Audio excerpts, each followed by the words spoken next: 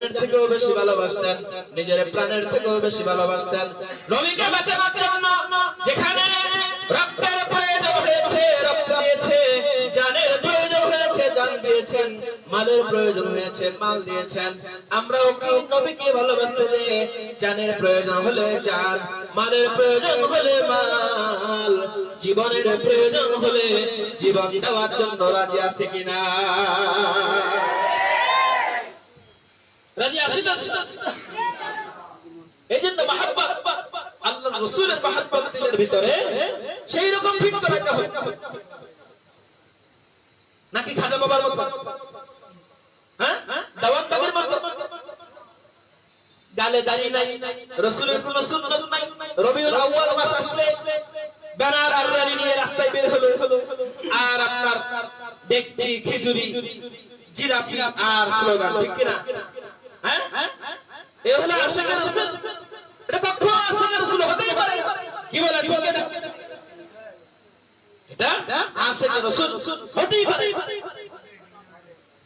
আল্লাহর রাসূল যখন হিজরত করেন, যেদিন রাসূল করিম সাল্লাল্লাহু আলাইহি ওয়াসাল্লাম হিজরত করবেন, হিজরতের দিন হযরত আবু বকর রাদিয়াল্লাহু তাআলা আনহু তিনাকে আগেই বলেছিলেন আল্লাহর রাসূল যে আমি যখন হিজরত করব আপনাকে নিয়ে সম্ভবত হিজরত করব।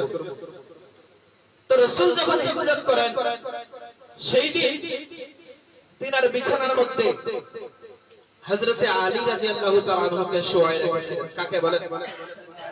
হযরত আলী রাদিয়াল্লাহু তাআলা আনহুকে শোয়ায় রেখেছিলেন। কেন বলতে পারবেন? আল্লাহর রাসূল ছিলেন আল আমিন, বিশ্বাসী। এলাকার কাফেররাও আল্লাহর রাসূলের কাছে আসে কি দিত? মালামালগুলি আমানত রাখতো, টাকা পয়সা এগুলি আমানত রাখতো। তো হযরত আলীকে এইজন্য রেখেছেন যে আলী তুমি এখানে থাকবে, 3 দিন পর তুমি হিজরত করবে। কেন থাকবে? মালামালগুলি কি দেওয়ার জন্য? এলাকার মানুষের মালামালগুলি বুঝিয়ে দেওয়ার জন্য। তো আল্লাহর রাসূল নির্ঘাত জানতেন এবং সাহাবায়ে কেরাম নির্ঘাত জানতেন যে কাফেররা আমাদেরকে ঘিরে ফেলবে, ধরবে।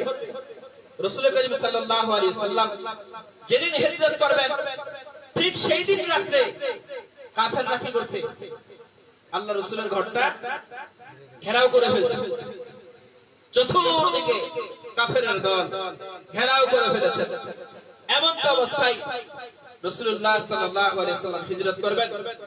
আল্লাহর রাসূল হযরত আলী রাদিয়াল্লাহু তাআলা আনহুকে বিছানায় শুয়ে যেতে বললেন। আলীও জানেন আমি যদি